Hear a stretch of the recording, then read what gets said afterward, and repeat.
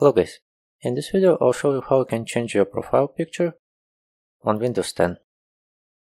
To get started, click on Start menu, then Settings, then click on Accounts, and here you have two options. You can take picture using your camera, or you can select image from your computer. To select image from your computer, click on Browse for one, and select the image that you want to use as a profile picture. And click Choose Picture.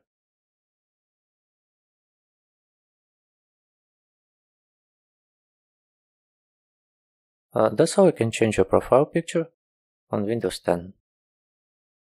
Thank you for watching.